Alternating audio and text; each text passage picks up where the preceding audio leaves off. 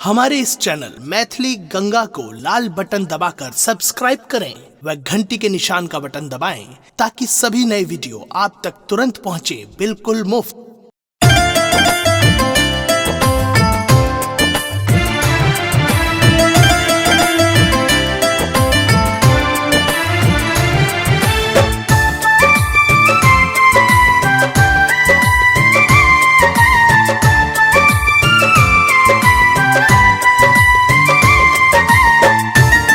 सुन रहे हैं गंगा कैसेट की प्रस्तुति। जत जानकी जन्म लेने छठ पुण्य पुनौरा धाम, जत ए मालल भेल ललायत अवध लला श्री राम। जत जानकी जन्म लेने छठ पुण्य पुनौरा धाम, जत ए मालल भेल ललायत अवध लला श्री राम। ओहे मिथिला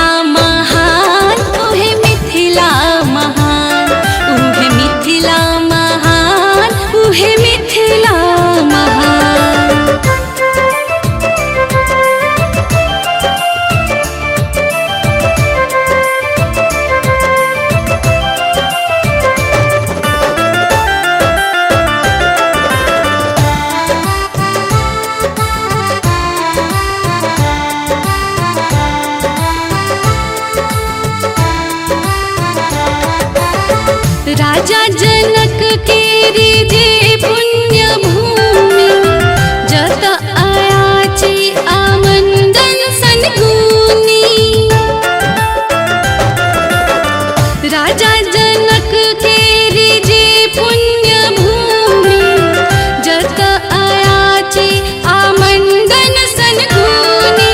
वेद पढ़ैया सुगा जत भारत सन संतान, वेद पढ़ैया सुगा जत भारत सन संतान।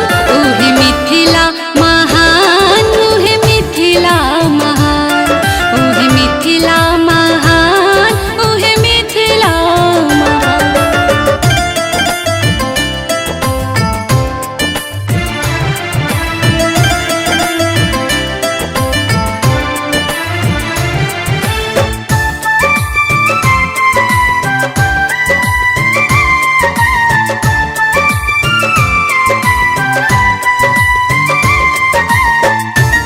सुन रहे हैं गंगा कैसेट की प्रस्तुति। पूजैल जकरा भोरे सूर्य आवती, चन्ना जेकर साँझे आरती उतारती। पूजैल जकरा भोरे सूर्य आवती, चन्ना जेकर साँझे आरती उतारती। स्वर्गो में जही ठाकेरे पान मखान, स्वर्गो में भेटे जही ठाकेरे पान मखान। ओहे मिथिला महान, ओहे मिथिला महान, ओहे मिथिला महान, ओहे मिथिला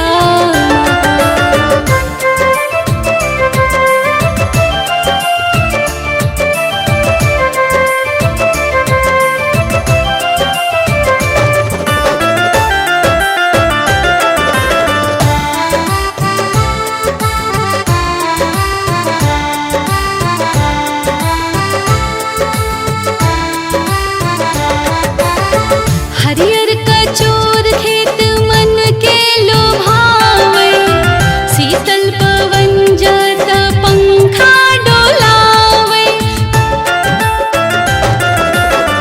हरियर